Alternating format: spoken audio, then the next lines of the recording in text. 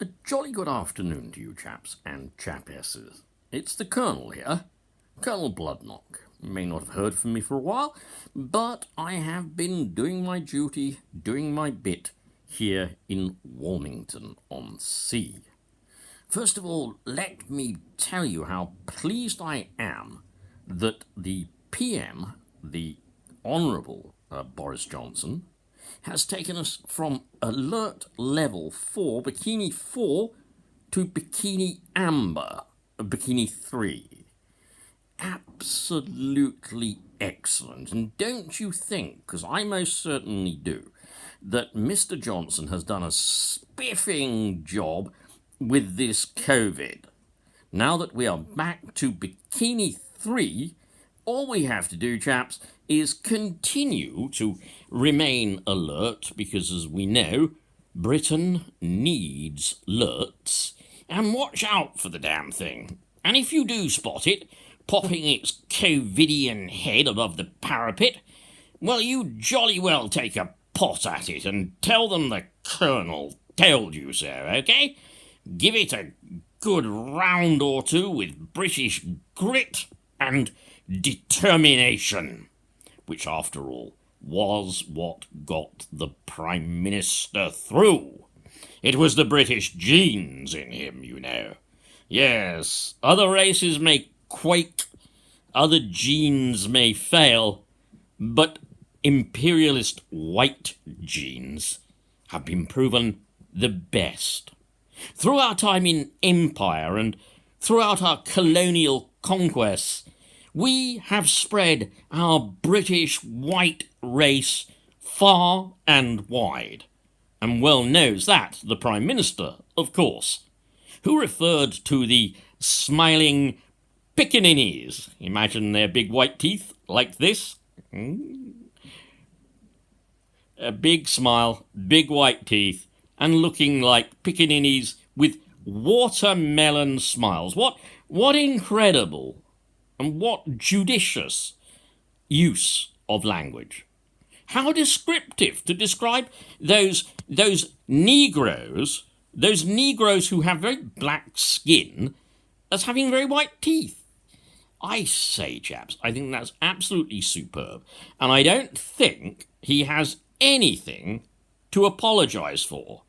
And as his father said, a man who you know damn well as I know also was retired RAF fighter pilot, you know, who told a Muslim woman, I keep saying Muslim, but that seems to be the trendy way of pronouncing it now. I'll say it the correct English way. A Muslim woman, Stanley told this Muslim woman that she couldn't wear a hijab and fly a Harrier jump jet. I'm sure Stanley had never even thought about wearing hijabs, or a hijab for that matter, but clearly it would have got in the way of the oxygen mask, and he wouldn't have been able to say, Foxtrot 1 here, Foxtrot 1 here, do you hear me? Tally-ho, Red Leader, tally-ho, Red Leader. I mean, seriously, a Muslim woman flying a fighter jet.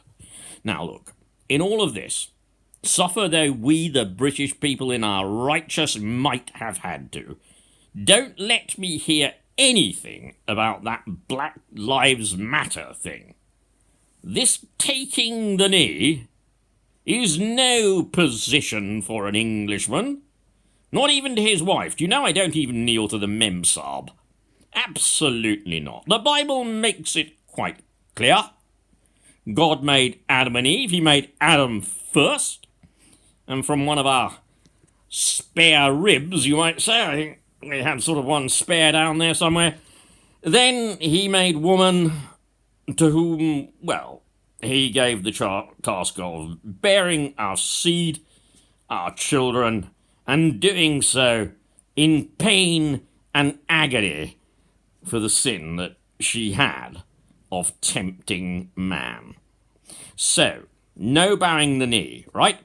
Yes, lives matter, but black lives, well, they're mere coolies, yeah? When I was in the Raj, we had coolies, we had punkawallahs. I would sit there on the porch in the rocking chair, a little bit like this. This is an actually gorgeous post-imperial example that I am sitting in here. And I would rock. And as I moved forwards, so the punkawallah would move the fan forwards. And as I moved backwards, so punkawallah would move it backwards. Punkawallah, fan wallah, meaning wallah, man of steel. Man of punker in this day. Wallah. Wallah means punker. So we would also have a washing person, usually a man, because they could work a lot harder than the women. And they would be called a Dobie Wallah.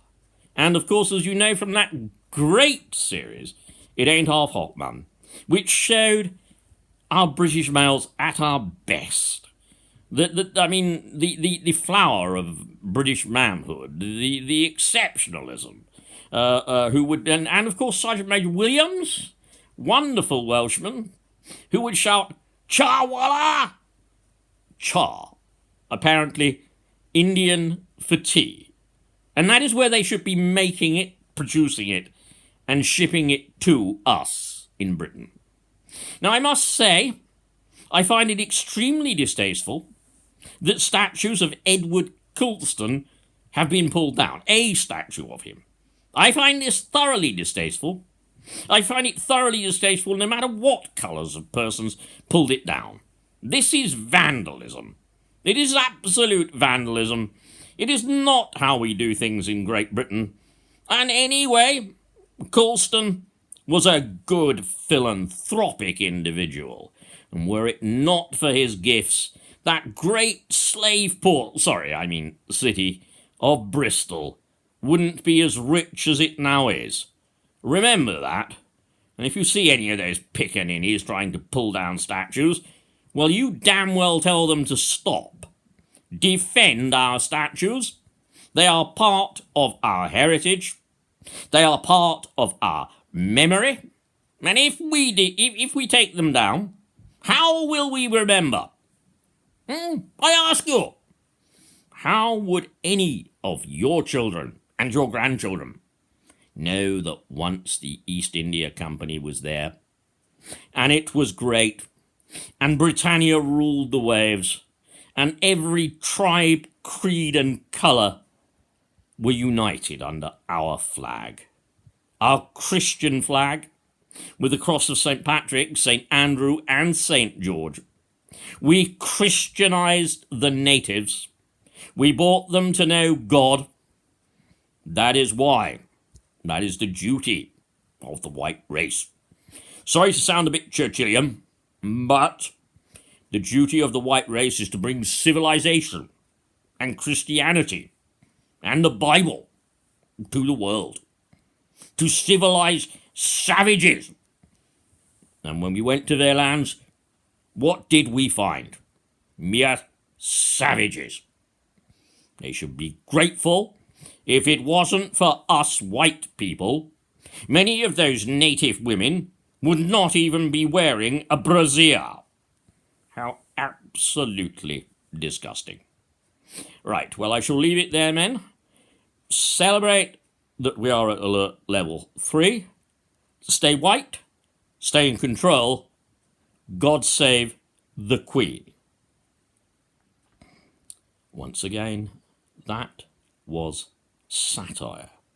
You were warned at the beginning, you will be warned at the end. I do not subscribe to those views.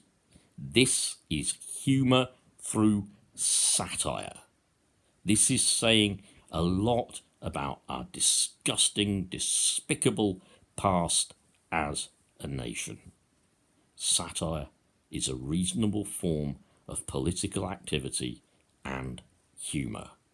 Once again, Black lives do matter.